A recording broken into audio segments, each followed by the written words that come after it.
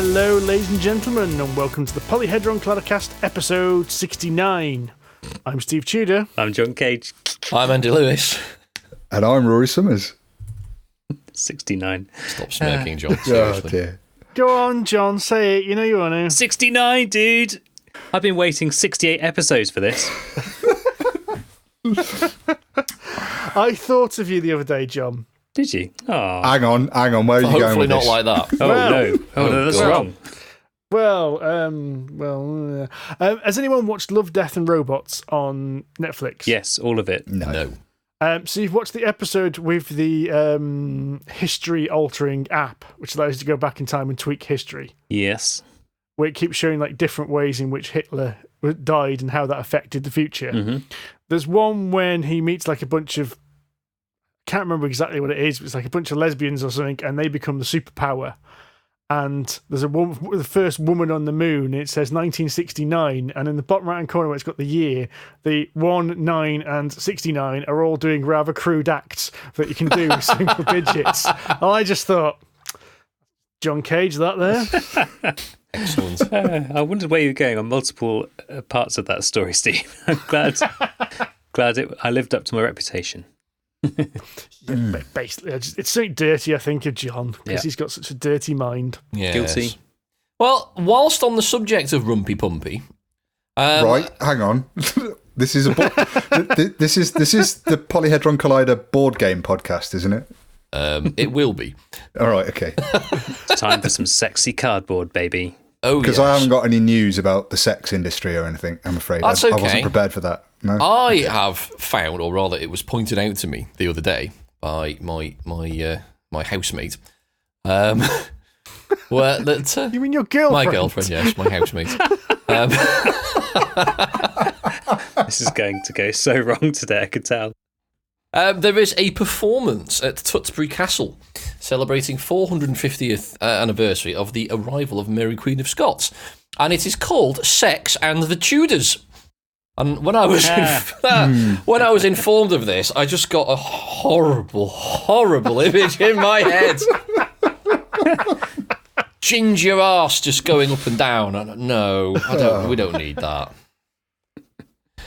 Oh my God. Well, I can only apologise. There's a warning. It says, not suitable for children or those who shock easily or have a nervous disposition. Maybe we should have that warning at the beginning of the podcast. Probably should. There we go. Sex and the Tudors, 27th of September. Can we move on? Yes, we let's. can. Should we move on swiftly to some news? Go on then. Cue the news.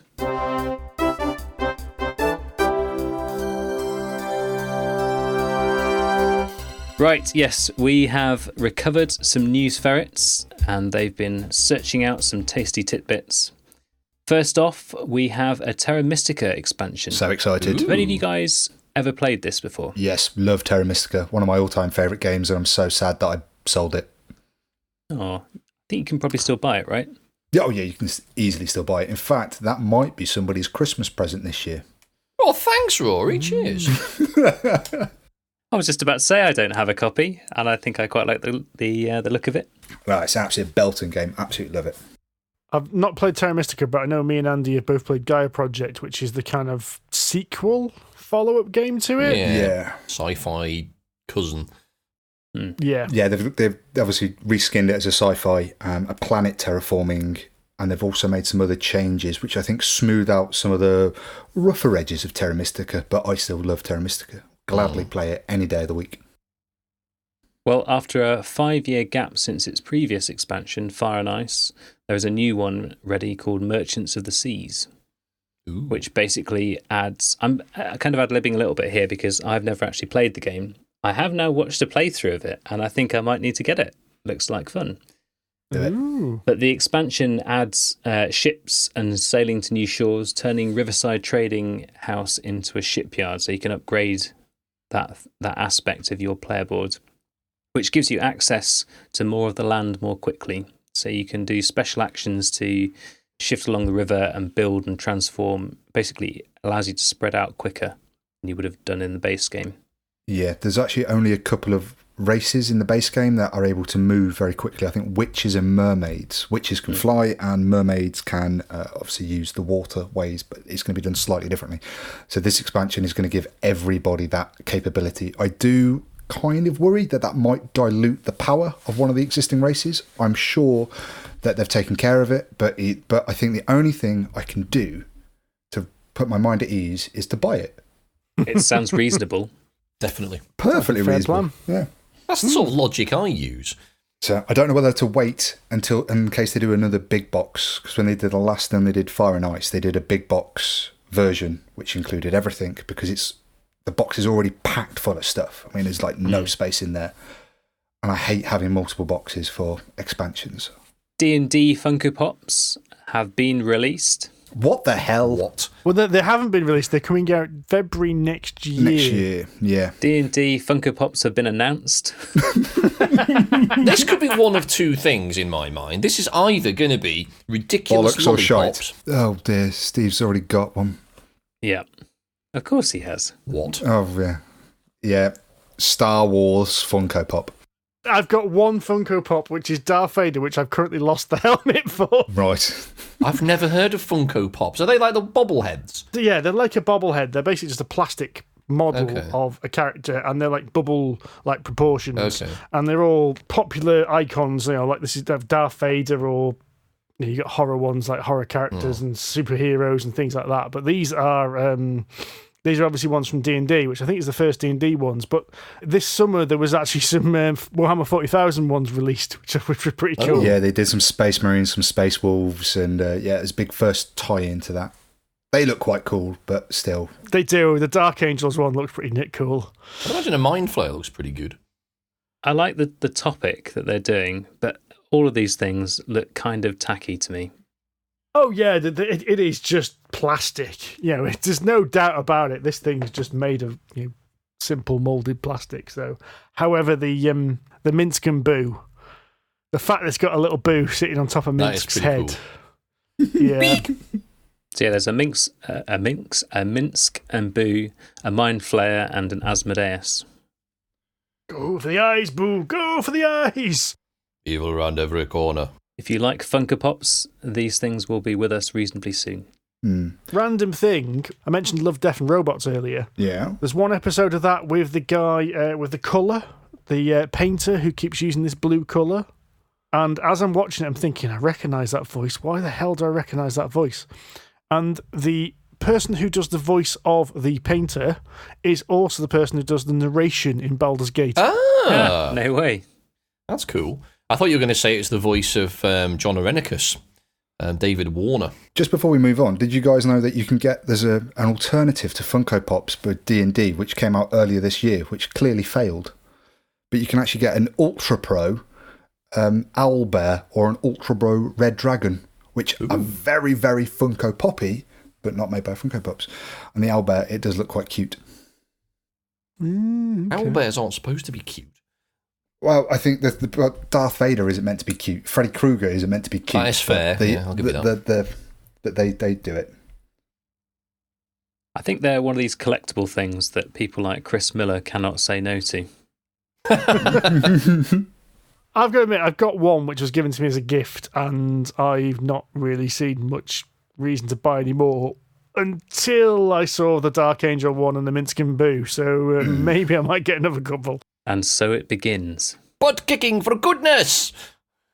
Who here has had enough of Azul? Who Me. here would like some more Azul? No, thank you. Move them.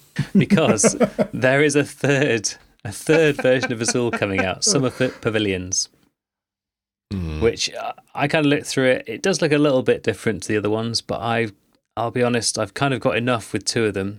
There is a small Andy-shaped part of me that is tempted to try and get the third one so that I've got all of them. Yeah, the completionist is strong in me.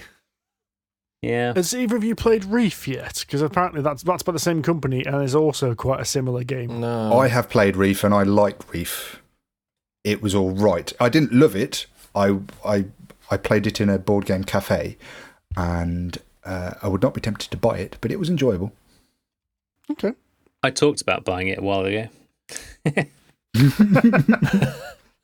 Same as owning it, surely. Yeah, Close that's enough. pretty much. As good as. Now, interestingly, the one thing that popped out for me wasn't the fact that it was another Azul game, because, yeah, I've got the first two, and I don't play them that often. I don't dislike them, but they're perfectly good games. But I noticed this is not by Plan B. I wonder what's happened there. Oh, that is an interesting spot. Who the hell are Next Move? Didn't Plan B become Next Move? Did they? I don't know. Well, that's disappointing all of a sudden. I thought we were going to get into an interesting discussion that none of us know anything about, but it would be an interesting one. Stop your interesting discussions right there. No.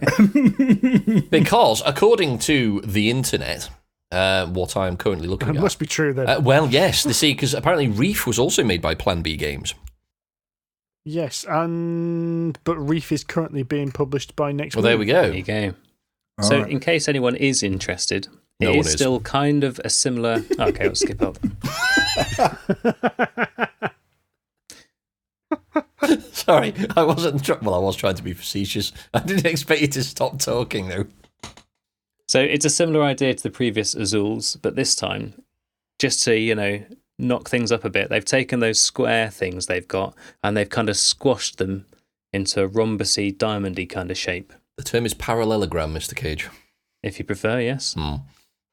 Unless it's a square. In any case... Then it's a rhombus. You were right. You're on form today, Andy. On form. I am. I wouldn't want people to go away with the wrong impression. Indeed. So you've got 7 rosettes in front of you that you're trying to fill. One difference in this is that you've got 10 rounds, and for each round, one of the colours is wild. So it can be counted as any of them. You don't place the tiles immediately. Rather, they're added to a pool. And then on your turn, you place one colour from your pool into your board. But you have to pay a certain number of the same colour to be able to do that from your pool. Oh. So as you fill your rosettes, they get harder and harder to fill. That's the difference. So it's kind of the opposite way, where it's not so much that you're trying not to get lots of the same colour. It's kind of the opposite. You need lots of the same colour to be able to then fill your rosettes. So it's a bit different. So it's like the first one, then. You need lots of one colour, especially the lower rows, to be able to transfer one of them over. You don't get penalised for having too many. Oh. That's a bit weak. I've just had a look up. Basically, yeah, Plan B and Next Move are the same company. So Plan B Games announced that Next Move Games was a sub-studio. Mm-hmm. So that the lighter games will go under the Next Move Games banner. Okay. So that means that Plan B are making heavy games now. Well, Yeah, the only thing that Plan B have got under their catalogue on their website is the Century games. For fans of D&D, and particularly streaming D&D, there are some murmurings that dice camera action might be coming back. could be coming back. Yeah. Yeah. So it's. Well, I think we're still a good way away from might be coming back.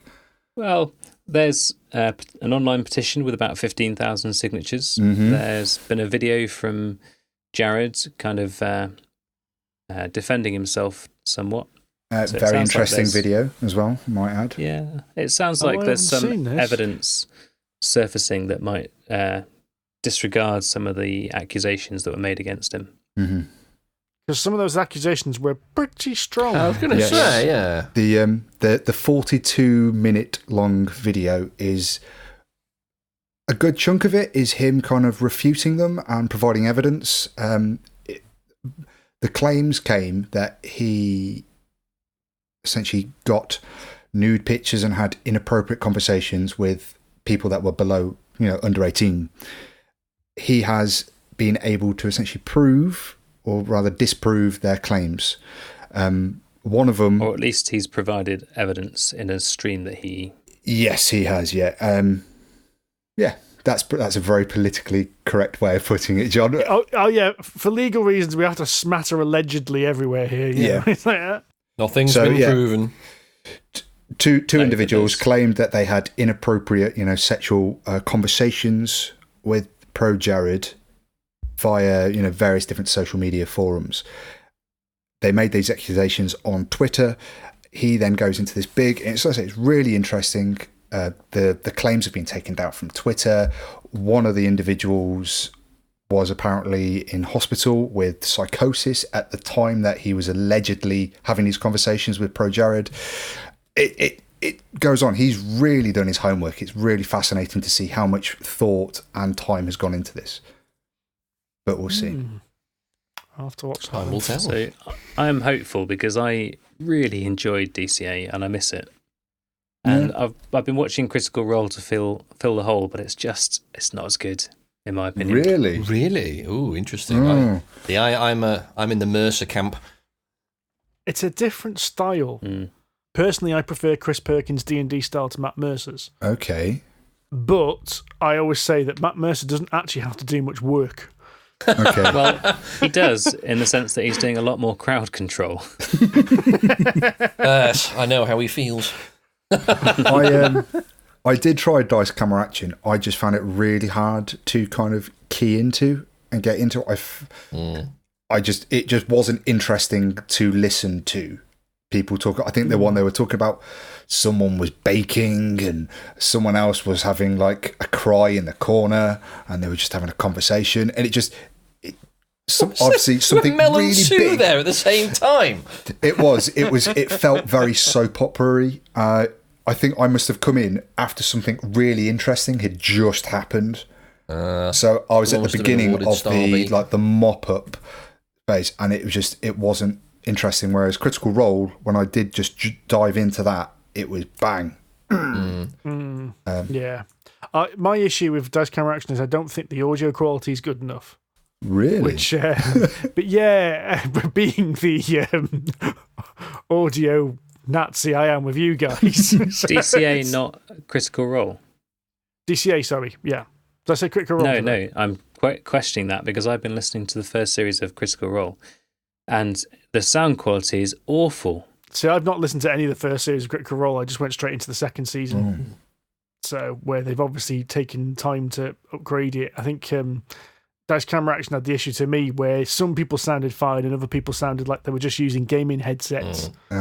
Which it's partly me because I listen to the audio so much on this and try and make it sound good, and then you hear someone else put something out and you go, oh, for God's sake, come on. And because we're all such professionals after all. Absolutely. Well, do you know what? I actually started listening to some of... Yeah, now we are. I started listening to some of our really early episodes a couple of weeks ago. Jesus, we sounded shit. And I don't just mean the quality of banter. I mean the actual audio quality. It was awful. Well, it wasn't awful. I've heard worse, but this is a lot better now. It does spoil you, though. Like when we go to play D&D and there's people on headsets and all sorts, and you're just like, this is painful sometimes. How dare you not spend £100 on a microphone? Yeah, Indeed. Unbelievable. Slackers. I know. Right, what's this? Oathsworn coming to Kickstarter in October the 8th. That's my excited noises. For under £100. I foresee... Yeah, but that's the standee version, though, isn't it? That's not the super-duper sexy mini version. That is miniatures for the heroes only, standees for all the bad guys. Right. So the Gloomhaven approach then. Which isn't Sensible. bad, really. Yeah. I just hope, and I don't think there is any information in that newsletter that I've seen, whether you'd be able to upgrade to whether I just wanted, we saw that the giant rat, whether you go, actually, I just want a couple of the big ones. Can I just go and buy them as like blisters? Or do I have to buy everything? I think it's a moot point because I'm certain I'm going to buy everything. There we go. Johnny's already balls deep.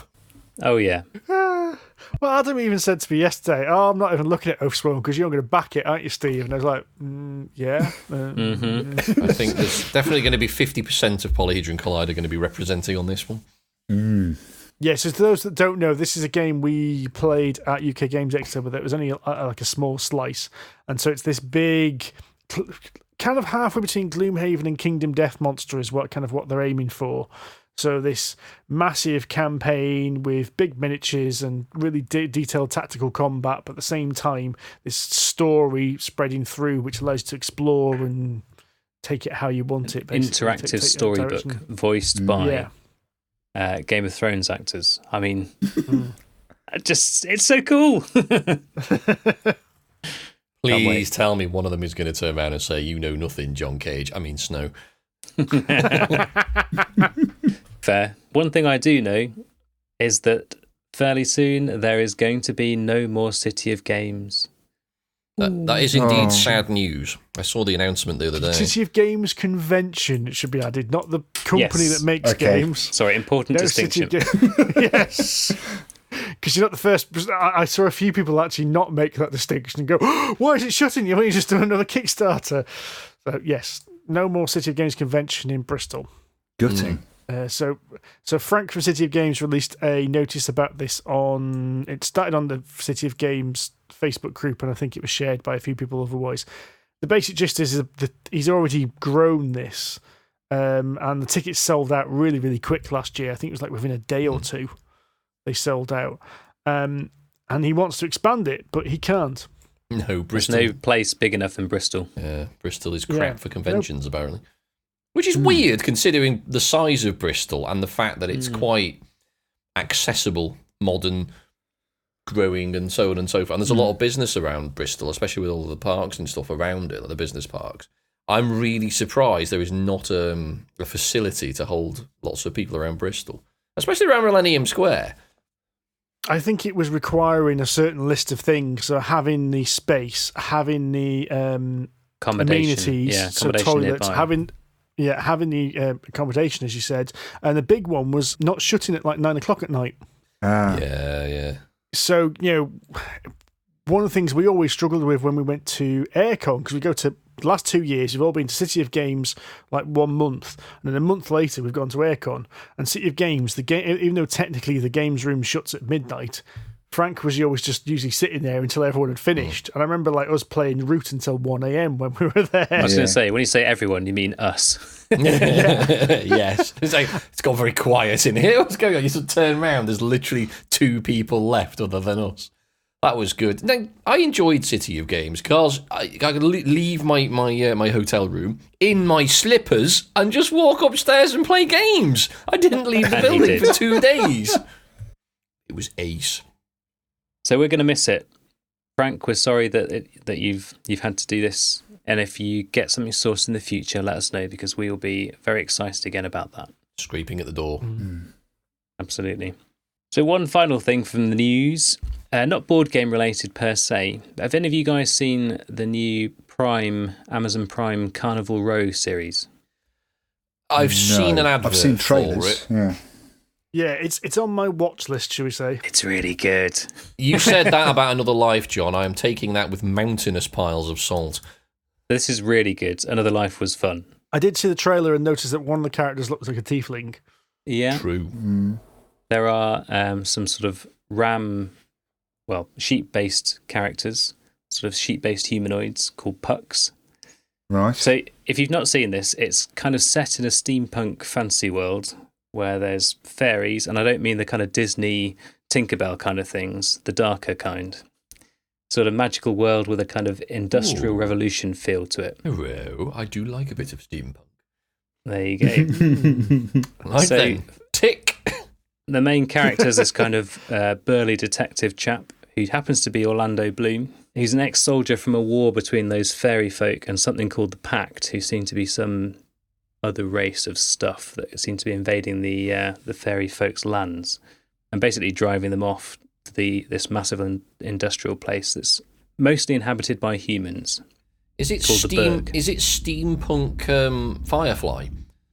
Because Malcolm Reynolds was a survivor of a war between 2 groups of people. It sounds like Shadowrun, but Victorian Shadowrun. There are elements of that. So there's something dark is hunting humans and fae alike throughout the Berg. Ooh. And there's loads of parallel threads going on covering all sorts of stuff. Yeah, exactly. Philo, that is Orlando Bloom, is but a leaf on the wind. Indeed. And aims to misbehave, no doubt. Damn it, I need to watch Firefly again now. He's generally trying to get other people to stop misbehaving, in fact. Oh, okay. So there's all sorts of stuff going on, like refugees and war and class wars and racism, all sorts of stuff. It's a really interesting story. Kaz and I loved it, and we've absolutely binge-watched it, like smashed it in about 3 or 4 days. It's not like you, John. Okay. No, I know. Don't know what came over us. Anyone watched the new Dark Crystal yet? I've watched one episode. I'm saving it. Laura keeps getting me to sit down and watch it, but I've got to be in the right mood for something like that. Because the fact that the last few now, she's like, "Come watch telly." I'm not. I'm doing DIY. So at 9:30 at night, I'm brandishing drills. Yes. I'm planning on watching it next week. I've got the week off work while Kira has her induction for her new job. So I'm going to introduce the kids to all these movies that they should be watching. The fact that one of them is 1 and the other one is 3 doesn't matter. They're having their You should education. introduce them to Stargate as well. Oh, yeah, that's a good idea. It's a good idea. Film. Yeah. I mean, they won't understand what's going on. I mean, to be fair, the first time I watched it, I didn't understand what the hell was going on either. But What did you make of the Dark Crystal, Steve? I haven't watched it yet. I was just wondering if okay. anyone else had seen it, because I really love the original movie. It's like one of my favourite movies, so I Same. just haven't got around to watching it yet. And so, I've watched one, and I'm not sold yet. Really? Okay, fair enough. I'm not giving up, but I'm not. I was expecting, and to be fair, I did have quite high expectations, but I was expecting to be really excited again about this. And I kind of got to the end and thought, Christ, without CGI, it is a bit ropey. How very dare you? I know. I was excited because it wasn't going to be one of these things that's just shitloads of CGI and blah, blah, blah. But it sort of felt a little bit... Yeah. think about Team America, John. That had no CGI, and that was awesome. Yeah, but it took the piss out of itself. And America. Yeah, I suppose that's part of the joy of that film, isn't it? Amongst other things. Right then, folks, I think it's time we talk about some games. That's a good idea. Yes. I think that's your catchphrase, Steve. Is it? I think I could almost guarantee you were going to say that at the end of that conversation. Yep. We're going to have a bet. We'll do sweepstakes next time we record it. At what point Steve's going to say book. It's my waffle stick. John says he's got it, but it's my one. It's like, right, we've talked enough news. Let's get on to some game chat. Right. That's it. Okay, let's. I'm going to very quickly mention a game because I reckon I can mention this game in about 3 minutes and not take up much time. I was sent a review copy of a game called Matchify. Now, have any of you played Dobble or sometimes called Spot It? Yes. Right. So you know how in Dobble you have to match the two symbols that look exactly the same? Yes. Well, Matchify looks almost exactly the same. It comes in a little tin. The cards are hexagonal rather than round. Whoa, slow down. Rather... I think that's non-IP infringing change to design. But rather than match two icons, the two cards you have two different sets of icons on, and you have to find the link between the two. Okay. So it might have a bride on one, so you match it to the groom on the other. It might have a baby on one, and you match it to the milk bottle. Something like that. Okay. Other than that, it's the same game. Okay. I won't be buying that. So I'm just trying to think of, you had pairs. So you're matching kind of connected pairs. So yes, would a cat and a dog be a pair, or would I have to? If I had the dog, would I be looking for the bone or the ball, or? See, this is where it gets interesting because the instruction book, the rule book says there are set pairs.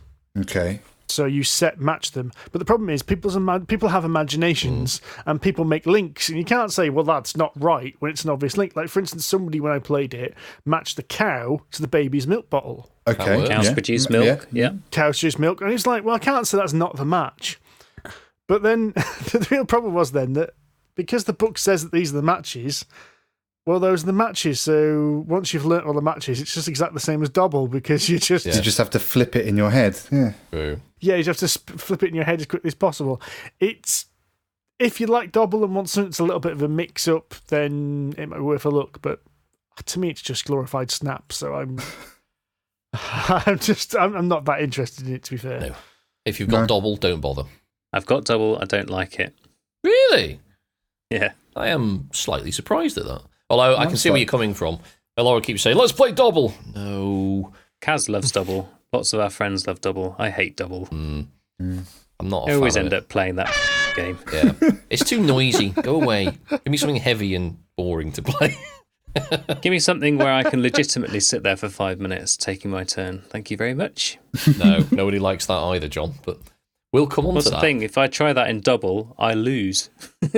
In fact, speaking of your AP, Steve and I and Adam played last week. It was last week, wasn't it? Yeah, it was 10 days ago. By AP, you mean analysis paralysis? We do indeed, yes. Good.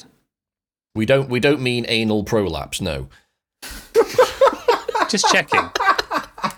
Jesus Christ, Lewis. This is episode 69. You've got to check these things. That's true, yeah. Not check for anal prolapse, I mean check for... Though, to be fair, you Innuendo. probably should check if you've got one, because they are bad. Well, moving on. What did you do last week with Adam that didn't involve anyone's anus? What's to say it didn't? No. I want to know what you did other than that. We played Ragusa, After that. which is something that I know you and Steve have played before. You played at Expo in 2018? Yes, Yes. and I We did. played it the other week at the pub with my mates, Mike and Good Pete. man. You guys have gone through it before. It's really, really good game. It's also mechanically very straightforward. The idea is you put houses down on the corners of hexes in order to either gain resources or perform actions. And if you perform actions on sort of the board split into sort of countryside where you gain resources and city where you perform actions. And if you put a house on an action hex, then anyone who's already got a house on an action hex also gets to do that action as well. Apart from like 2 exceptions, but we'll not cover those. And so the game starts really quickly, and it's really, really straightforward to do things. But about halfway through, you think, oh shit, I've got to think about this now. Because it starts to get crowded. And that's the point. You kind of wanted to put houses down, but you don't want to help you assist your opponents. And that's the beauty of the game. Mechanically, it's literally just put a house down. That's it. That's your turn. But the amount of time you have to think about it, obviously, extrapolates. It scales, over time. and that's one of the things I love about this game is how it scales in the complexity of those decisions. Although the decision itself doesn't change, it's just the consequences of it magnify. Yes, absolutely. And it's you always trying to make those decisions so that you are always the beneficiary of your later decisions, but also everybody else's. Simple, stunning. It's kind of a cascading resource management. Flipping brilliant game. It is. Really, really like it. I'm really glad you guys recommended it to me, actually, because I backed it, obviously. And I really, really love it. But yeah, we played it last week, and we got through it in about 30 minutes.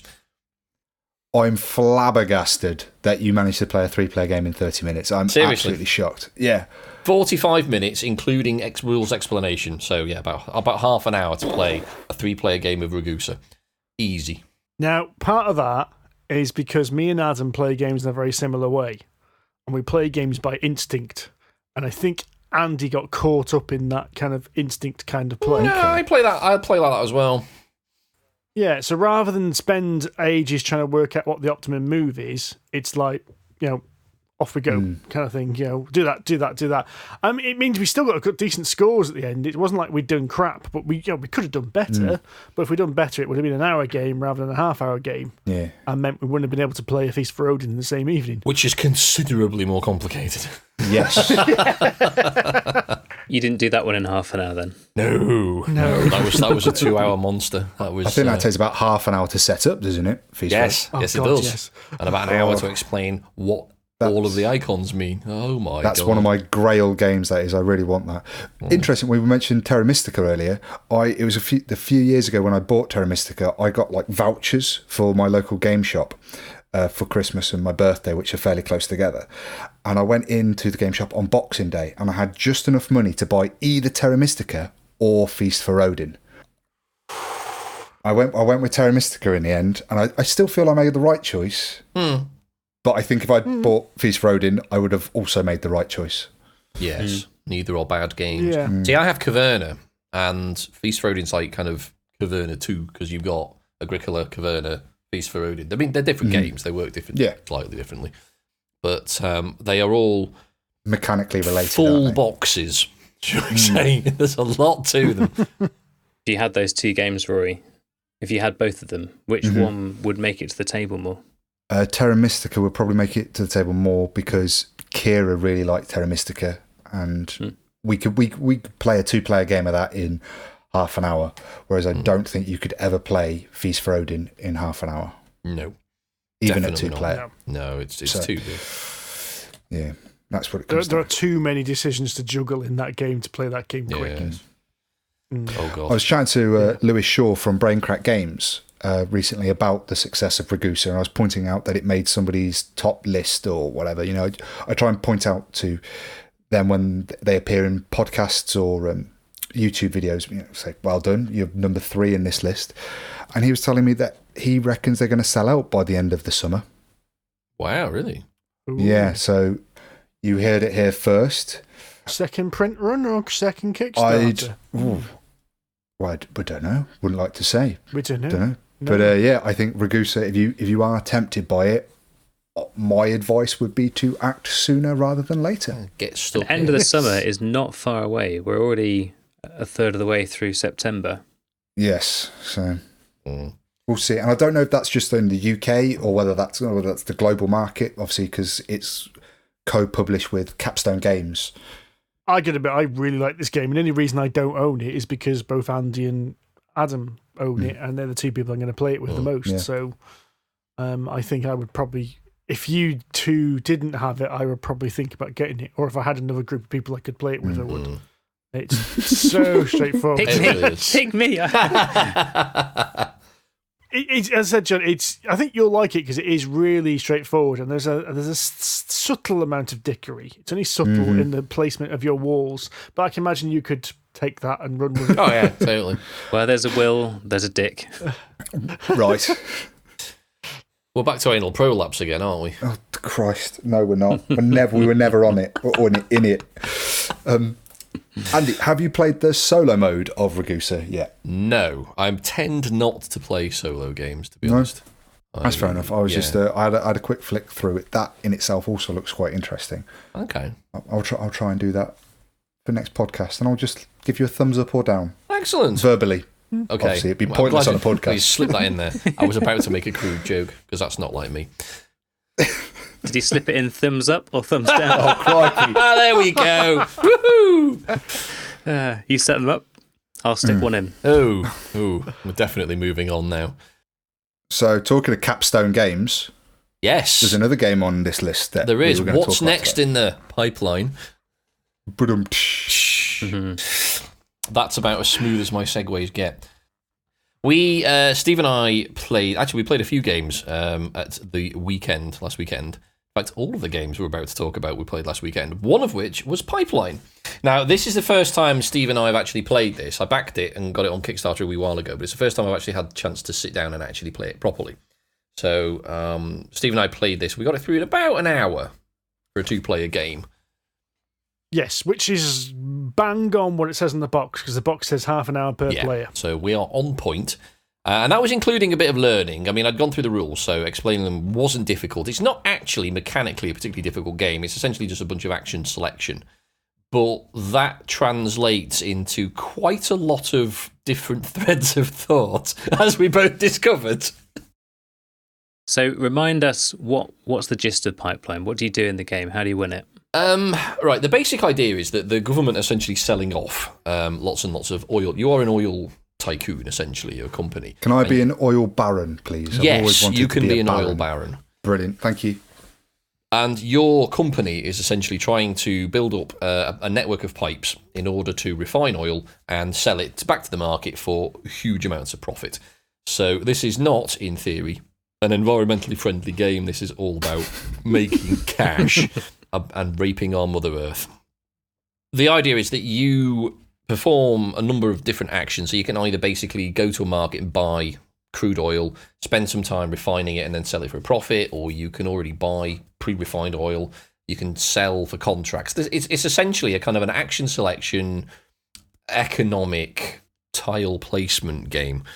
Yeah, the tile placement's kind of the real kind of crux, because the rest of it is really just a case of you put your worker down, you take that action, buy bits, buy resources, fulfill contracts. The main point is the refining thing is what you're doing is you're grabbing these tiles which have got silver, blue and orange pipes on them in infinite configurations, and then you're trying to lay them down on the board to try and optimize them, because basically each junction on the pipe refines the oil one level or one step. Okay. And then there's a little randomized section at the board which says to go from crude oil to, like, I can't remember the name. Low, medium, and high grade. to go from crude to low grade, you need to have gone 4 steps. So you need to have 1 barrel at crude, and then one of your pipes, which is the pipe you activate with your little worker, must have 4 sections on it. And the optimization is those tiles have got generally have got 3 different pipe networks on each tile. So you choose a tile and you activate all the pipes on that tile. Right.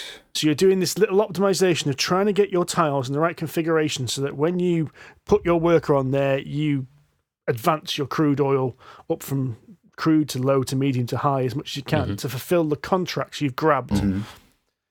So what it is it is an engine building game. You're trying to build this little engine of this 2D configuration of pipes. It looks like the old Pipe Dream video game from the 80s, if you remember that. I love with that these game. 3 different colours. Can I just ask, Steve, are these like square tiles or are they polyominoes? No, they're rectangles. Okay. They're rectangles, but they can be put in either orientation. Okay, but they are regular shape though. Okay. Yeah. Yes. For some, in my head, I had it as kind of a polyomino thing, but It ends up being like that because you keep on twisting them around and you rotate them. You've got a lot of ways in which you can orientate. If they're rectangles, then presumably they don't tessellate perfectly all the time. Do you end up with gaps? No. No. They're rectangles, as in 2 squares. They're Right. twice the Okay. width of the height, perfect, so right, they always perfectly match up. Gotcha. Yeah, and the pipes always perfectly line up as well. So as we found, we were just getting into the swing of it, I think, weren't we? And it's a bizarre game in which it's one of those games where your number of actions you can take decreases as the game goes on. I think that's to balance out the fact that as you get more advanced, your actions take a little bit longer. So it does mean the game seems to accelerate towards. Yeah, it's the a bit end. like Wingspan in that sense, that you get fewer actions as your engine gets more complicated, basically. okay.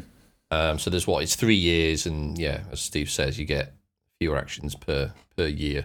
And there's never enough actions. Steve and I rapidly ran out of actions every year because we didn't think far enough ahead. But it's simple enough in its mechanic. It's literally it's almost like Scythe in its action selection. You've got one guy and you just go, right, I'm doing this action. Like on Scythe, you put your little dude down and do that action. There's a bit more complication that you can do. There's certain actions you can do. It's sort of its nearest neighbour, just because of the way the actions are laid out. You can do possibly 2, but you usually pay a fee to do that. Not an unknown mechanic. As you say, you're either building up this huge network of pipes, you are buying oil, you are building up a storage facility so you can actually keep this oil going, because if you have nowhere to keep your oil, you can't have it. You can buy different barrels, you can get machines to do the automation for you, so you can kind of get like a free refine process at the end of the turn if you pay It for it. does sound like there are elements of viticulture in there. And Actually, I think Wingspan is a better explanation. Really? I think, actually. It's more like Bizarre. Wingspan. It seems a bit of a leap, but it is what you're doing. Is as you said, you're building this little engine, which then you're taking the actions in the sequence you need. You buy the crude oil, run your pipes, sell that crude oil onto your contract, and after a few rounds, the weird thing is the contracts stay. And you have to fulfill a contract each year. So if you grab a contract in the first year, you have to fulfill that contract. Your little every face year. dropped when I pointed that out. Because Steve grabbed this contract and went, right, I'm going to fill this year. Brilliant. Because if you don't fulfill a contract in a year, you suffer a massive penalty. Right, I'm having that. I can fulfill this year. We got to the end of the year. I'm like, what do we do with that? Read the rule book. You clear the cubes off the contract, but you don't get rid of it. So I've got to fulfill this every year. Oh yes, shit. Oh my. All of a sudden, Had Steve gone for a really big, complicated one in the first place? No. It was actually quite a simple one. And to be fair, halfway through the second year, I'd actually got the engine in place that I could run that contract every year now. It was but it meant that I was then trying to work out how I could improve my engine to go get one of the bigger contracts. Okay. But then I'm wasting actions fulfilling that one contract. So I've got to go buy the crude oil, that's one action. I've got to go run the refinery, that's another action. I'm like, well, that only leaves me 4 more actions to try and set up the engine to get one of the other contracts.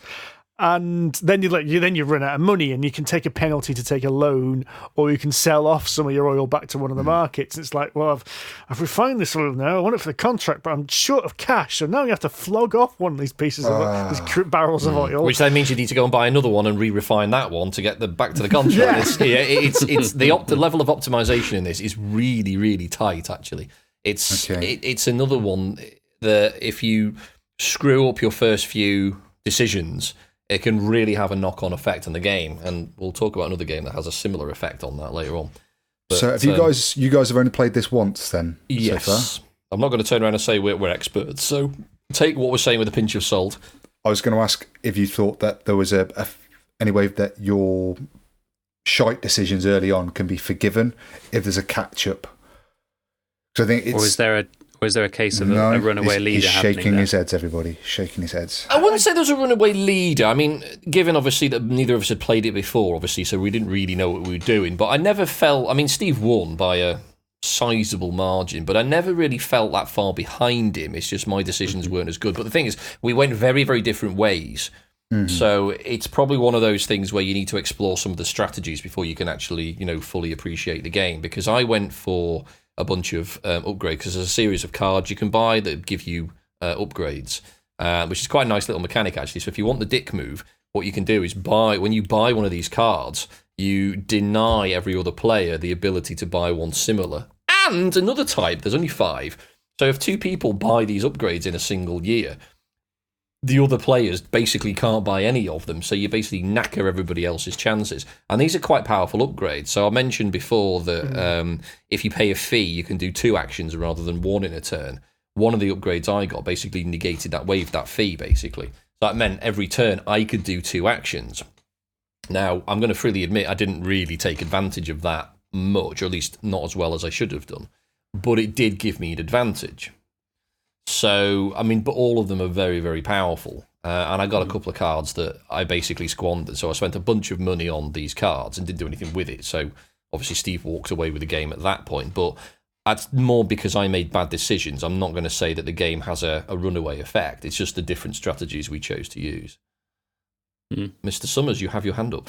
I have my hand up, yeah. I thought I didn't want to interrupt because you were on a roll, but I do want to ask: what is the level of player interaction like in this? Because it sounds, from what you've said so far, it's quite insular. No, hasn't everyone got their own boards for the pipelines? They do, yes, but you get them from a common market. Okay. Yes. Okay. It's one of these games where you're buying oil from the same markets, you're selling oil to the same markets, you're grabbing your pipes from the same markets. And in fact, the interesting way is there's 2 different markets to buy your pipes. So there's a market off the side of the board and there's 4 markets in the centre of the board. And if someone buys a tile off one of the 4 areas in the board, everyone else has to buy from that area as well. Okay. So the markets get opened up, and I think as the game goes on, you can buy from more of them. But it does mean at the beginning, the first person who grabs one of these, markets from the centre dictates where everyone else is going to buy from. Okay. So you're not directly influencing people in that you're not affecting what's happening on their machines and their boards, but you're all working in this common market. As I said, you could, for instance, just flood the market. There's a limited number of market spots to sell oil as well, so you could flood the market with low grade oil. It's not like you, Steve. And all of a sudden, Andy can't sell any low grade oil, so he has to refine it further into medium grade oil. He's spending actions doing something he doesn't really want to do. Yeah. Okay, I mean, cool. Steve screwed me a couple of times, not deliberately, just in what he did. He basically bought out all of the really cheap crude oil of a particular type, so I couldn't. I mean, he didn't do it so I couldn't buy it. He just bought it because he wanted to use it. So when I wanted to go along and buy it, because it doesn't refill until the end of the year, I couldn't buy it, so I had to pay more money to get the same level of oil. So there is obviously there's always this get in first approach to the game, which is great. So obviously you need to vary your strategy, we both made the mistake of going for the same colour of barrel to start with, so we were both struggling to get trying to oil and refine it in the first few turns.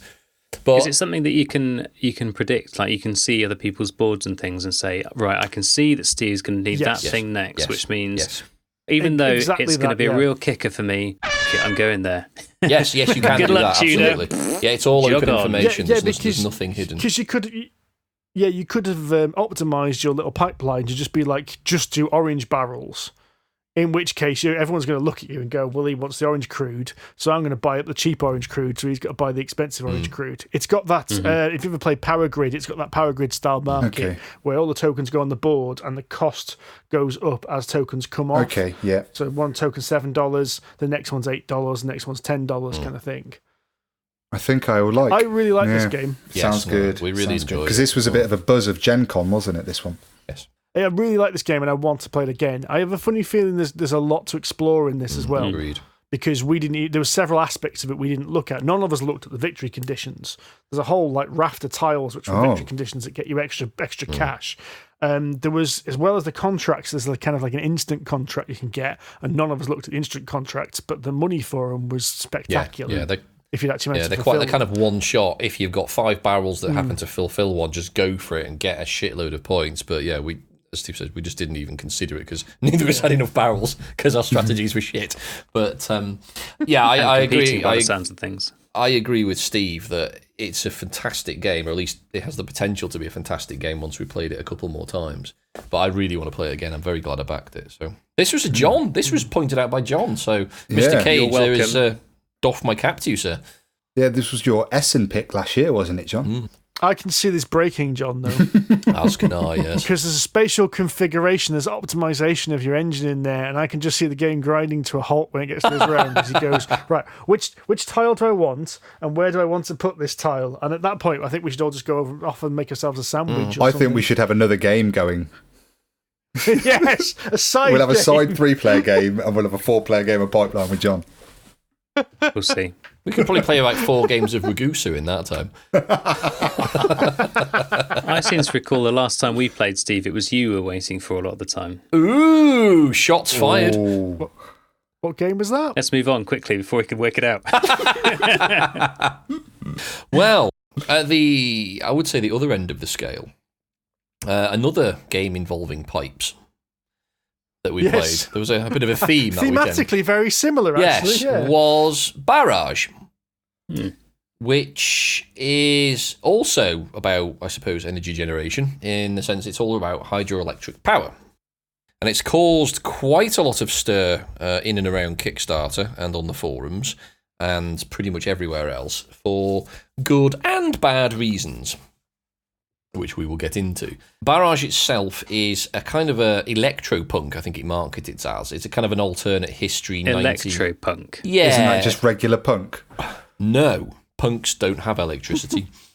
You sure? No. Doesn't sound right. It's kind of alternate history, Nikolai Tesla kind of stuff. At least sounds pretty steampunky. Yeah, but it's all about electricity. It is basically steampunk, but electricity, so hence electropunk rather than steampunk. So the water's liquid, not gaseous, so it can't be steampunk. What? And the idea is that you are a company or a country, and you're running a company, and you're trying to generate electricity through hydroelectric power. So ultimately, you're trying to build dams that hold the water up. You build conduits that pipe the water around into a power station turbine that then generates the electricity. Okay. And again, it's economic, engine building, action, worker placement, brain baker. Essentially. Sounds like fun. It is. I mean, it is absolutely stunning. It is fantastic. I have not... Well, we played this in Pipeline, and I thought about both these games all the way home, all evening, and most of the night when I should have been sleeping. Really? Oh, yeah. Oh, they got right under your skin then? Yes. Got right under my skin, yeah. So it's quite... Pipeline is a game which looks complex, but is actually quite straightforward. Barrage is a game which looks simpler, but is actually more complicated.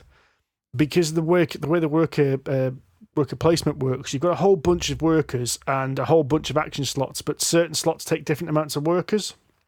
So some things take 1 worker, some things will take 2, some things 3. Some of them you've got to pay resources as well. Like you can do electricity generation again, but you've got to pay cash in to do it.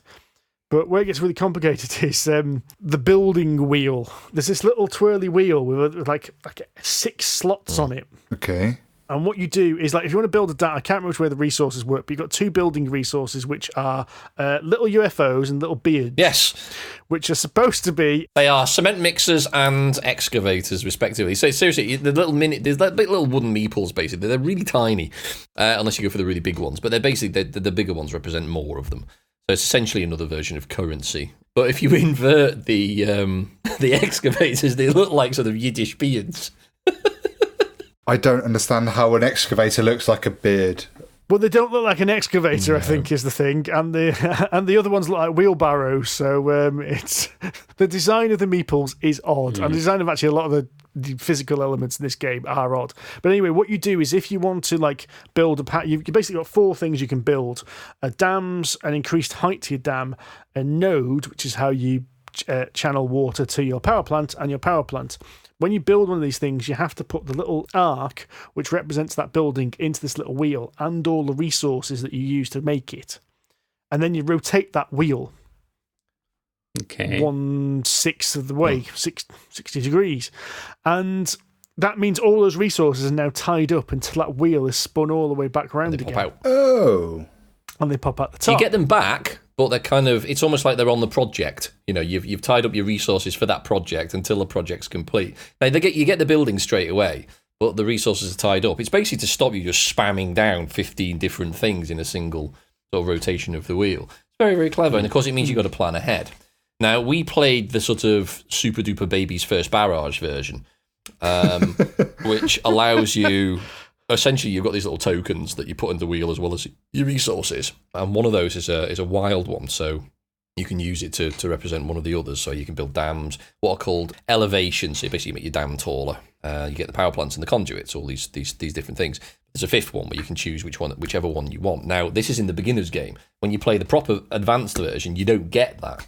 So it makes it a lot more restrictive. And also in the advanced game, you get advanced tech, which is basically more of these things. But when you build them, they do more things as well. Now, I haven't played that yet. I've only played about 4 games of the intro game just to sort of understand it. So, but they're limited, and there's another market you've got to consider, and blah, blah, blah, blah. So there's a lot going on. But it is beautiful, mostly. It's lovely because the board it's like one of these double layered boards, like the player boards from Scythe. So things actually slot in. So your power plants slot in, your little dams slot in. But the board's also layered, so the water goes down the hill, and the board is higher uphill than it is downhill. It's only subtle. It's only like a couple of millimeters. 1 cardboard thickness. It's foam core, basically. 1 cardboard too, but it's foam core, yeah. But it's got this little visual thing, and then you've got nice. When water comes in, the water actually goes down all these little, all these basins and rivers, and stops at the dams. But if your dam isn't high enough, some of the water will overflow over the top of it into the next one. So there's this really cool element of choosing where you build your dams and your power stations has a major effect because you can monopolize on someone else. So someone else gets a dam in place, and they've got a power plant, well, you can kind of go, well, I'll build a dam after that, so that whenever they generate power, all their water now goes into my dam. Which is sneaky. Nice. And so you can kind of interfere with people, and then you can also, if someone's got a dam, there's nothing stopping you putting one of the nodes there, so you can potentially... No, there isn't actually. No, sorry, you've got to use your own dam, haven't you? Yes. So yeah, you've got to use your own dam or a neutral one. Divert water away from someone else's then. No. But... you can stick a conduit down, which is the tubes, basically, the bit that does actually siphon the water off. You can put your own conduit there, so people can use somebody else's, but in doing so, you have to pay the person who owns the conduit. So essentially, you're sort of running a tax scam. You're just siphoning water off, going, no, that's mine. Give me VPs and money. But yes, the beauty of this is that there's one sort of network for just natural water flow. So you've got sort of 4 what are called water heads at the top, which then sort of flow through the mountains, through the hills, into the sort of the plains at the bottom. And there's different water courses that they'll naturally follow.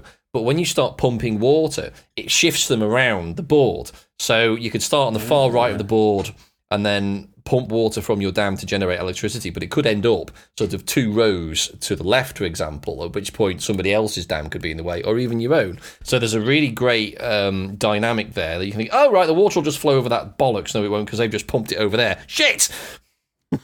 Curse you, liquids. Indeed. Is there... from the way you're describing it, it might just be my rampant imagination, but I'm getting the impression that I'm actually I've got like little water chits that I'm going to push down these things. And does... Really? Yes. that's... Right. Man buys thing on internet. Yoink. Is that a lot of upkeep? Is that a lot of kind of action? No. Okay. No, because it's like one token represents one. Fine. I'll buy it now. Shut up. Now, before you say that, you do run into one of the issues. Now, I've got the full Kickstarter version. Obviously, I went balls deep, which includes the sort of super duper sexy board that Steve's mentioned. There is also the sort of standard board, which doesn't have the imprints and just sort of folds out and is flat. But who wants that when you've got a foam core to mess about with? But there have been quite a few criticisms levelled at Cranio Creations, who published the game, in that the quality of some of the components is, well, let's not put too fine a point on it, shite. And the water droplets is one of them. They look like something from a 12-year-old's necklace in Accessorize.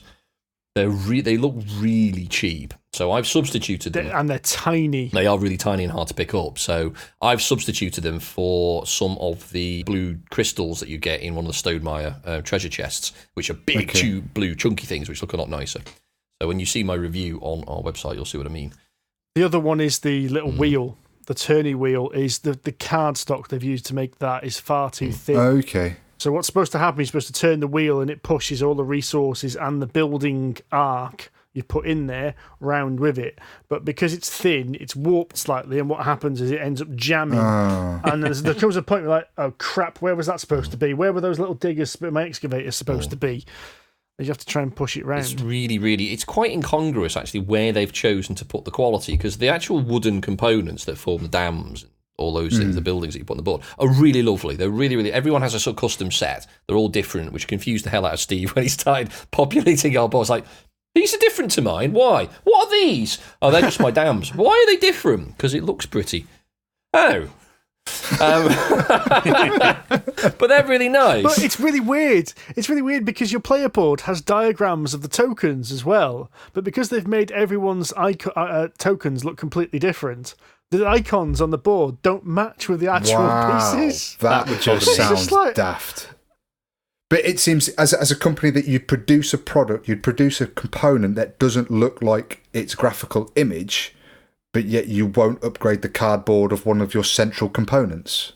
That's not quite true. There's a generic sort of icon that represents, say, like the base dam, which is what Steve's talking about. And yeah, that icon doesn't look like any of the dams. There's one for the elevations, there's one for the conduits, which is basically just a cylinder. And there's one for the power plants, which looks more like a factory. But yeah, he's right. Those icons don't look anything like the actual wooden things, but that's the standard icon for the game. What is weird is that what's supposed to happen is that every country player board is a specific colour. So like the USA will be red or France will be pink or whatever. But it really doesn't matter at all. The colour of the colour that you choose of components, they're all the same. There's the distribution within those sets is exactly the same. You just pick a colour and be that. It doesn't matter. Which in the expansion that you get with the Kickstarter, there's a fifth set, which is supposed to be the Netherlands. But it doesn't matter because you've already got 4 sets. There's a 5th player board, but it's only ever a 4-player game. But you can just use one of the existing sets. So they've got this 5th set for just no reason. It's really weird where they've chosen to spend the money on the components. I would have preferred them to have not had the 5th set, just provided a couple more player boards so you get a bit more choice in the expansion. Are you sure the expansion doesn't add an extra player then? It does not, no. It's a 4-player game. It just adds alternate component shapes and artwork. Basically, yes. There's another player board. Who would buy that? The player boards actually have a skill-related thing in them. They are asymmetric. Everyone's player board is different. So like, once you've unlocked 3 buildings, you get a power-up, and everyone's power-up is different. So there's a very slight asymmetry there. Yes, there is. Yeah. Every board is very slightly different. But but not enough to write home about, not enough to warrant being, this is an expansion on its own right, the Netherlands, with their unique ability. Yeah, it's just like, why? I mean, there's other stuff in the expansion as well. You know, there's the board and various other bits and bobs as well. So it's not just that, but it does seem weird where they've spent the money. That's all. Okay. But ultimately, it's a very clever game. It's a really, really, really good game. There's a lot of thinking about it. Now, I mean, I've played it a few times, and I did say to Steve before you play it, it's the sort of game. It's a bit like Root, where you kind of need to play it before you've played it to actually appreciate how it works. Yeah. Now, I think the game is actually quite difficult. Now, Andy, of course, had played this, 4 times? This is your fourth playthrough? Yeah, so I played it once. and Andy kicked my ass. Okay. So there's definite a knowledge of the game allows you to get your strategies in place. But I actually think the game is quite difficult, especially at first, because you get bonuses each round for doing certain things. In the same way as Gaia Project, actually. It's a very, very similar bonus system. You get points for each factory you've built, power plant you've built, or points for each dam you've built. But in order to activate that bonus, you have to have generated a certain amount of power. And you have to generate power every turn. You have to generate, ideally, at least 6 power every turn. Are those things that would be obvious from a quick intro to the game? Yes. Or is it something that you have to have learned? Yeah, no, it's... No. That's the game. It's like, this is the power track. You need to be up here on the power track in order to get this bonus. The issue is, how the do I get that much power? Oh, yeah, it starts off very friendly. It was like 3 turns into like a 5-turn game, and I'm like, I am never going to generate the power to get even close to getting these bonuses. Really? And if you don't generate enough power, you get penalised. You start losing victory points. Oh, great. It's quite tough. And it was like, I was like, this is a bit cruel. This is a bit mean. And I realised that I'd made a mistake in the first turn. That's not like you, Steve. Of which power node? Yeah, but the problem is I made a mistake in the first turn and I picked the wrong power node, and I realised too late that was enough to keep me ticking over at the beginning, but then I should have gone and used the resources to get a much better power node early on. Okay. And I think it felt very unforgiving. And it felt that once Andy started to get in a lead, I could not get ahead of him, because it was one of those games where you get a lead, you get more resources, because what you're doing is you're fulfilling contracts, and nearly all the contracts give you victory points, but they also give you something else. Right.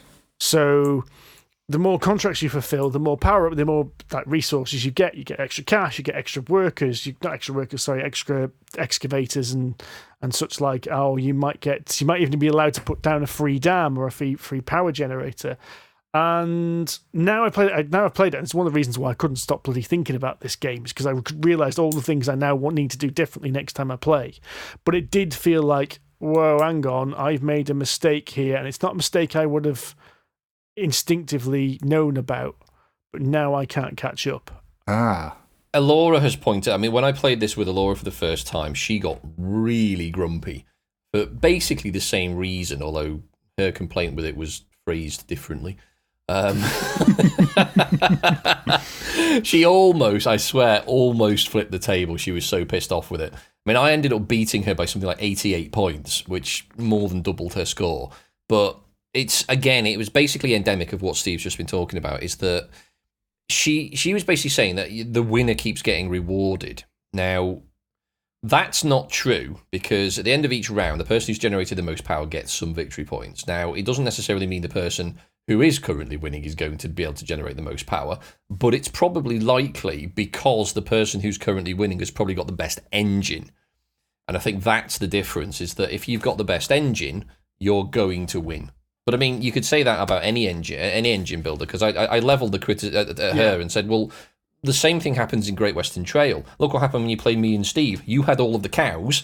Steve and I couldn't buy any cows because we had no money to buy cows, because you'd bought all the cows, which gave you more money, so you could buy more cows. But she didn't buy it. But I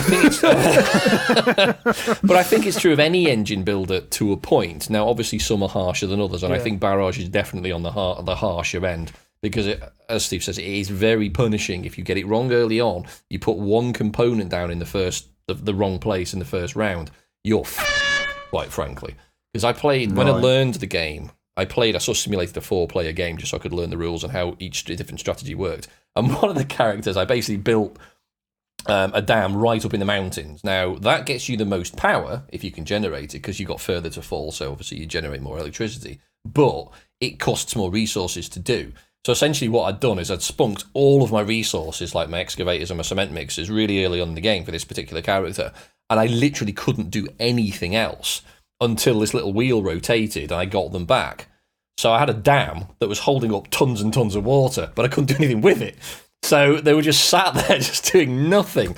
So I said to Steve at the start of the game, don't build in the mountains first, because you'll just tie up all your resources. So yeah, but foolishly I went and built in the hills, which was like halfway in between. So is it the sort of thing though where when you're backing up all this water, can you then use it later on? Yes. Or is it just wasted? No, it stays where it is until you use it. Yeah, you can use it later on. But using there's competition because because generating electricity is an action on the action selection board, which requires workers. And I think in a 2-player game there were 3 slots. One gets you a +2 bonus to electricity generation. 1 slot gives you no bonus, and 1 slot means you generate 2 less electricity. Now, bear in mind in a later game, you want to be generating about 20 electricity a turn. Means you need to have one bloody big dam next to a really big power unit. When the pipes have all got values which tell you how much electricity they generate. So you need to have a big dam at the end of the game near a big pipe. And I think that's something I didn't twig until 3 turns in. And it was just like, okay, so I've got this little pootly engine, which is now, it's keeping me ticking over, but I needed to go make that next step, and I couldn't get the resources to go make that next step. Andy comes along and goes, right, I'm generate 16 power in a single go. And you're like, what? And I got to fulfill this big bastard contract, which gets me this and this and this. And thus the runaway begins. I can see myself getting angry playing this game. Especially if you play it with us. You wouldn't be the first. Well, one moment, please. Man asks for refund on internet. I'd like to play this with more players as well, because we only played 2-player and we were in each other's faces. We were building dams in front of other people's dams to try and maximise this. I can imagine in a 4-player game, it's going to get busy quick now, and people are going to be building dams now all over the place. That's the thing I really want to try, because I think the runaway process will be a lot more diminished with more players. Yeah. Because in a 2-player game, there is a certain level of freedom where you can put your dams, as Steve's just alluded to. Whereas because it's going to be more crowded, I think people are going to be getting each other way more, so there's going to be less chance to, A, generate lots of electricity, B, you'll get less choice about where you want to put it, so you don't get the choice of the really juicy dams. You might just be forced into, crap, I've just got to build something, so I'm going to put it here and get a halfway house, which isn't quite as effective, which means you run away less. So I think the game has probably been designed for 3 or 4 players rather than 2.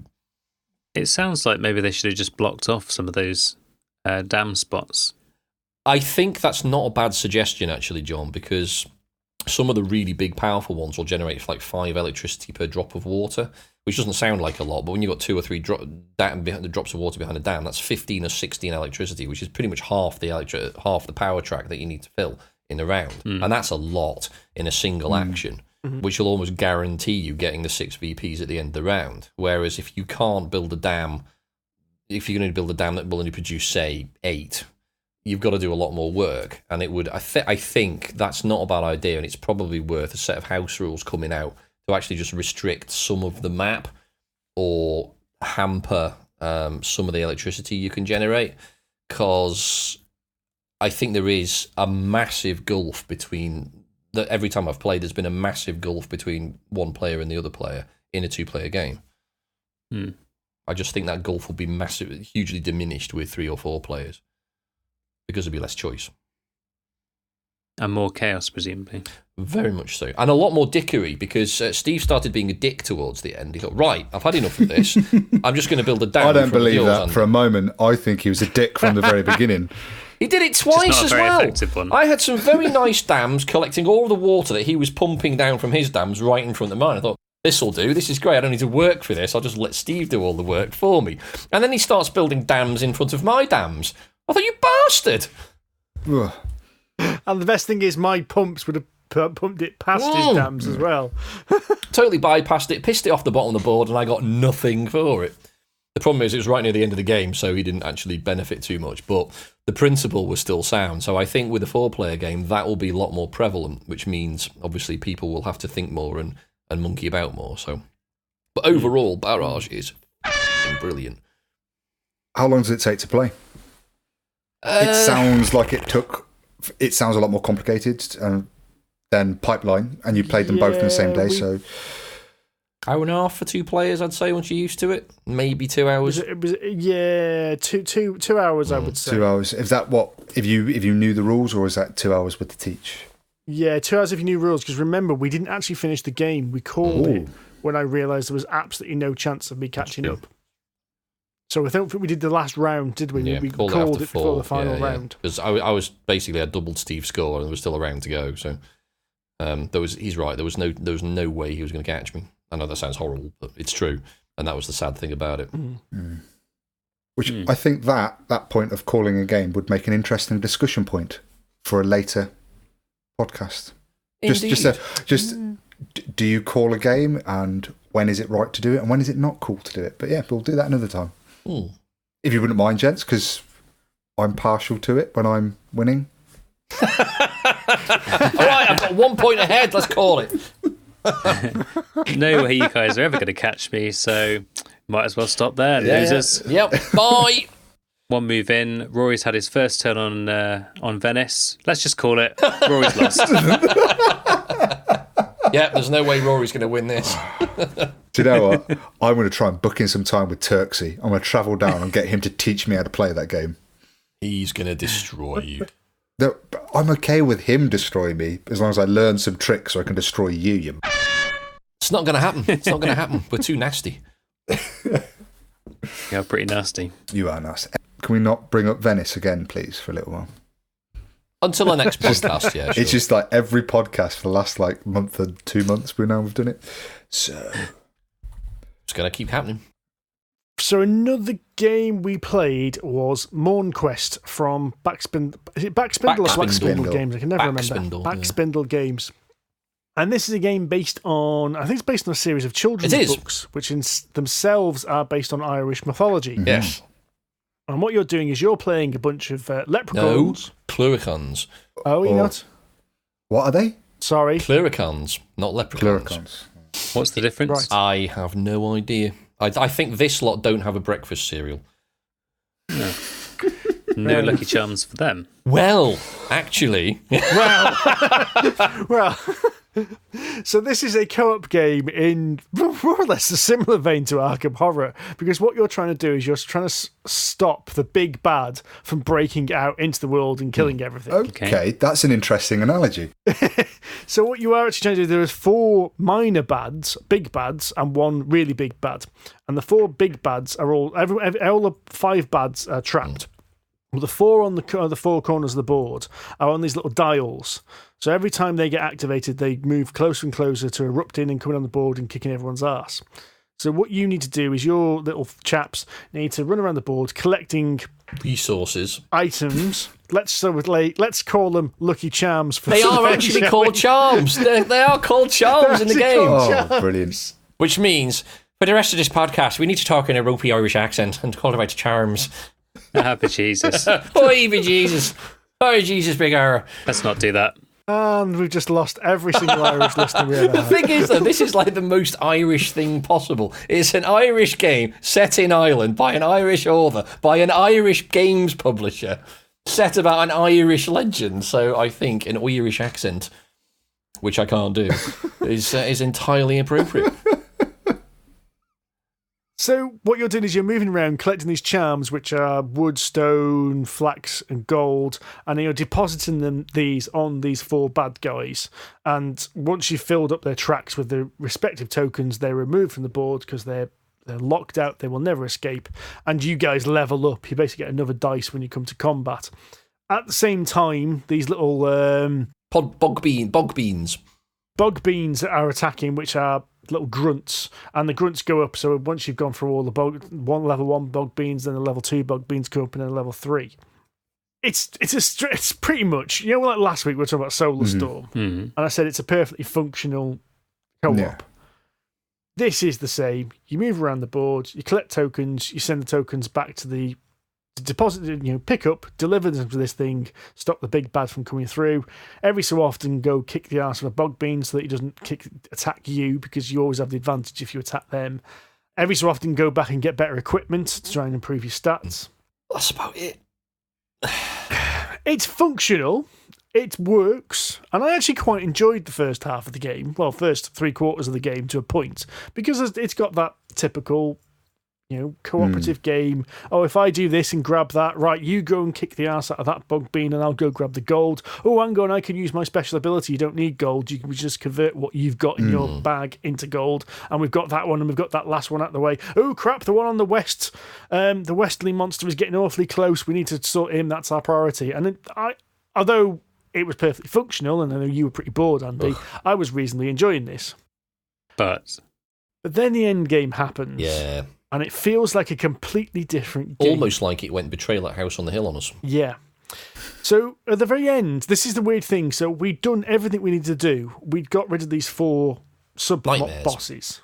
And we'd locked Nightmares, sorry. And we got them before they escaped. So we basically just locked them and taken them out of the game and leveled up. We then had to wait for the big boss to turn up. So I made the analogy to Arkham Horror. So in Arkham Horror, once you've closed all the gates, it's game over, you're done. Well, it's like playing Arkham Horror and going, right, we've closed all the gates, now we've got to wait for the Doom track to go to 0, for Cthulhu to turn up and kick Cthulhu's arse. Really? Yeah. How long did you have to wait? We got 3/4 of the way through the game and we completed all the bosses, so we still had a quarter of the game left to play. There's basically a little dial that you move this little moon token. Oh, because it's the moon that goes round, doesn't it? Yeah. And it changes the strength of the bad guy. So there's a purpose for it other than just to track the progress of the game. But there's basically, you're allowed 2 loops of this thing before the big bad escapes, the Shimnivore. And we'd got about a quarter of round the second loop. And we'd fit. Somewhere between quarter and a half, wasn't it? I can't remember exactly where. It was just, so what do we do? So basically, at that point, all we could do was go to the shop and just keep spamming the shop for equipment to try and improve our stats. Because at the very end, you've got to fight the end boss. Come what may. And then we lost. Oh, right. Yeah. And then you lost. Yeah. And then we lost because what you do is you roll a dice to see which direction the Shimnivore attacks. And basically, it's supposed to be like a wall on each of the compass points. And you roll a dice which has got compass points on. So it points in that direction, it attacks. And if it attacks, it destroys the wall. And if it goes and then attacks the same place again, it's game over. Right. At the same time, you're running around trying to hit it as hard as you're trying to hit it with your attacks. And you've got to hit it so many times, you've got to hit it with each skill. And we were failing on one skill. I think it was the strength skill. Neither of us had got a decent piece of equipment. And so we were just unlucky with our dice rolls, and then we rolled west twice. So we broke through the wall, and then won. And it was like. So is that you didn't spend enough time buying the right bits of equipment? It sounds like they had plenty of time to try and buy the. We had plenty of time. Yeah, we had plenty of time to try and fish through the deck to try. And get so it's not like a market roll or anything. It's just a deck of cards. No. Yeah. So you're at the mercy of the deck, and you're only allowed to buy 1 each turn. So do you have like a number of actions? So if you had 4 actions, could you go buy 2 actions and you're only allowed to spend 1 of them? Well, no. The shop action is not an action. It's if you're in a shop, you can take basically the top card of the deck. Yeah. And put it into your equipment. And then what you can do is if you're in the shop, you can use your action to buy the top card off the discard pile. So you can basically spend an action to pick a card that basically the top of the discards, or it's a free action to just fish through the deck, but you're only allowed to do it once. Right. And if you don't get anything that boosts your strength and you're both weak on strength, you're then scuppered. And then you're going to roll a dice twice, and if you get the same result, and I'd imagine, so obviously there's a dice, 6-sided dice. Yeah. There's only 4 points on the compass. Yep. 4 compass points. So then what are the other 2 sides then? Nothing happens. Nothing happens, so they're blank. Right, okay. Well, actually, strictly speaking, no. Nothing happens on one of them. If he rolls the other one, he lets out this massive roar and everyone gets knocked backwards. So you spend 2 more actions trying to get back onto the board. Yeah. Which, when you've got limited actions, is a pain in the arse. Oh. So it was a bit disappointing. It's that whole thing. Yeah, you roll a dice and it's like, right, if we roll a 6 on the next round, which is like, if we roll a west, 1 in 6 chance, we're dead. Oh, we've rolled a west. In fact, we rolled a west a lot in that game. Can you repair the wall? Yes. Yes. There are magic cards, relic cards, which allow you to repair the wall, and you can get 3 stone and repair the wall then. And we repaired the wall once. Twice. We repaired the wall twice, and we still couldn't bloody kill it. No. So you rolled west, and then you repaired the wall. And then he rolled west again, and then you repaired the wall. Then he rolled west again, and it was game over.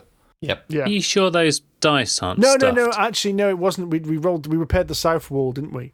Yes, that's Okay, right. Yeah, yeah. it wasn't the same Yes. wall, but yeah, It wasn't the same wall. We repaired different walls. It wasn't just rolling west every single time. No. But it was that point. It's that point in the game. We'd spunked all our resources repairing the wall once, and it was like, right, do we spend our turn now trying to go and get the resources to repair the wall in case it breaks again, or do we spend our actions attacking it, hoping that we can kill it? Because we had to hit it once and we'd won.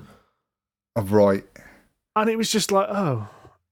So despite Okay. being ahead of the game literally the whole way through, beating these nightmares, beating these bog beans, getting the shops, and as a cooperative game, that's essentially the point of working together and maximising your actions. Mm-hmm. Yep. You lost because you rolled the same result on a 6-sided die twice in a row. Yes. Yes. And because the deck that you pulled from didn't give you what you needed to mitigate some of that stuff. Yes. Basically. And we Sounds know frustrating. it was. Seems, yeah. And that is why I don't like dice games. Dice games where you can't then affect the result. Exactly. Yeah, yes. That's the next question then. So thank you, John. Is there a way to mitigate that roll? So where you roll No. west? No. No. It's the equivalent of the pandemic. We talked about pandemic last week when we talked about co-op games. It's the equivalent of your pandemic deck. When you're drawing that card and bloody Essen comes up again. Yeah. It's that bad luck thing. It felt like it was just bad luck. And I said we were attacking this thing. We were rolling dice to attack it, and each time we're going, right, we need 23, 21. Right, we need 23, 20. Yeah. Right, okay. But I suppose in pandemic, when it feels like it's bad luck, the game is still exciting enough and the narrative that you've built is still interesting enough that you go... Because I've played pandemic plenty of times where I've lost on, within minutes, within a few turns. Yeah. And we've just set up again. I get the impression that you played Mournequest and you just... Because you had to wait for the actual end of the game as well, did you? Yeah. That was what made it worse. It's not as if we were struggling to get to the end and then we got beaten. It's the fact that we were sat with our thumbs up our arses because we literally couldn't do anything else.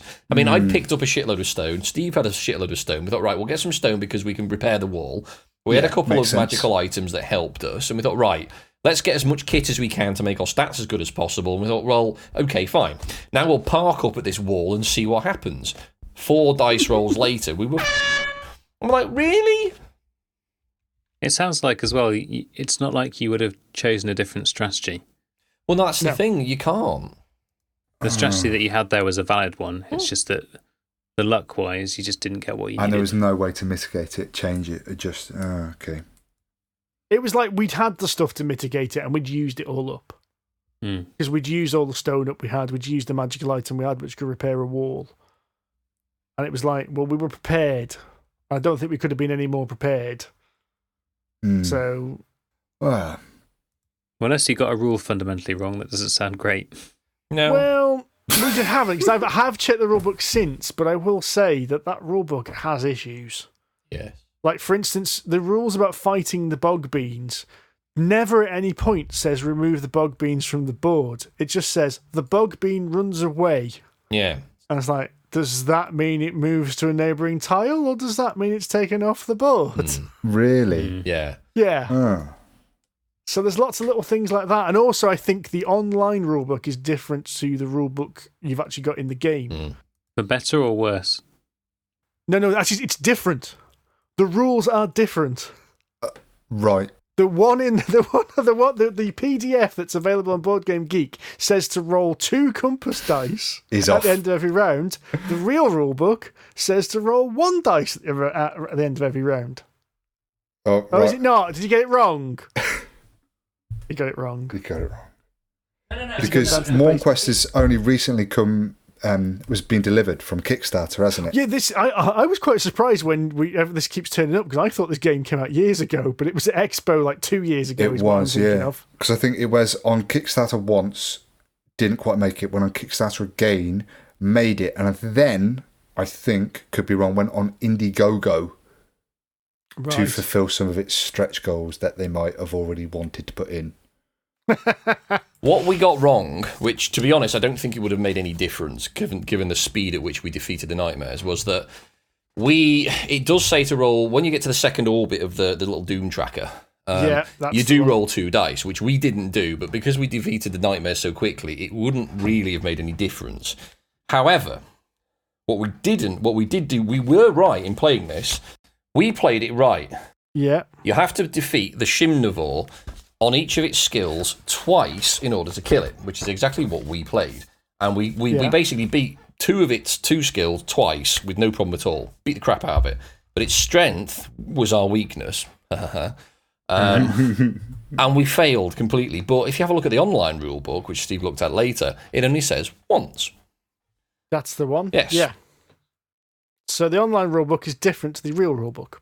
But we did play it right. So we've gone through it. We definitely played it right, apart from that one thing where we didn't roll 2 dice. But ultimately, it wouldn't have made any difference. Yeah.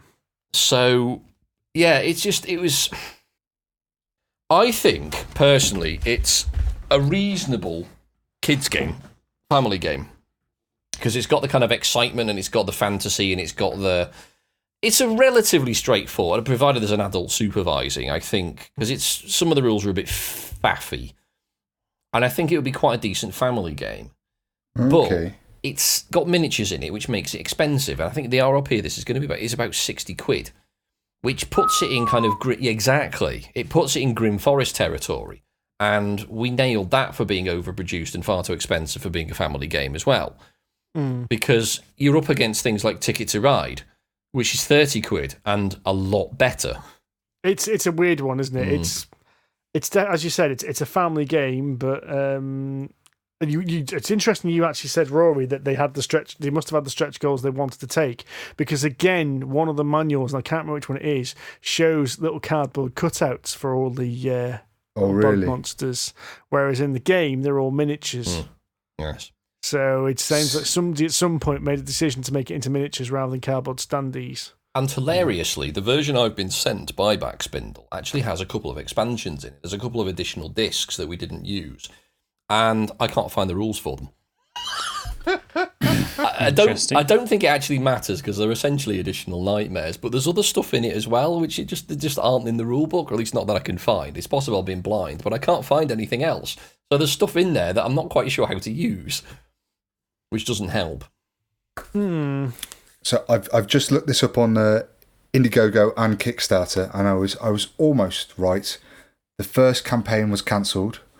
The second campaign on Kickstarter ran at the same time as the one on Indiegogo, and each of them generated just shy of 30,000 quid. Both ending on June 7th. Odd that it was kind of dual funding across 2 platforms. Yes, they're kind of splitting their market there, surely. Surely if you'd have piled all of the funds from one of them into the other one, it would have funded with no problem.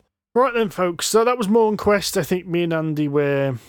Ambivalent, yes.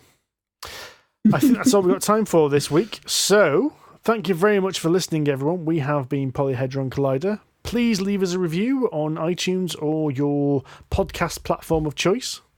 You can chat to us on Twitter if you wish. We're collectively at PolyhedronC. I'm generally the person behind the screen on that, but I'm also available at Wahofflemadenga. That's WAHOFFELMADENGA. And maybe I should consider coming up with a new Twitter handle, but sod it, no. I am at Sonic H with a 0. I'm at John_Cage. That's JON, John. And I'm at Rory J. Summers, and that's SOMERS. We are also available on Facebook and at the Board Game Geek Guild 2726. If you fancy a bit of D&D action, every Thursday, well, just about every Thursday, someone's playing D&D on our lovely Twitch stream, which is twitch.tv/Polyhedron Collider. And I'm getting close to the end of the backlog of episodes that I've yet to encode to stick on youtube.com/user/Polyhedron Collider so that you can watch all the back episodes that we haven't yet published, or republished, I should say.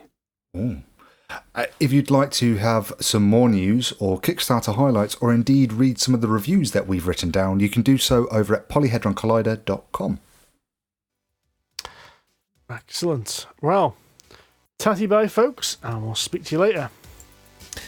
See you later. Catch you later. Bye-bye.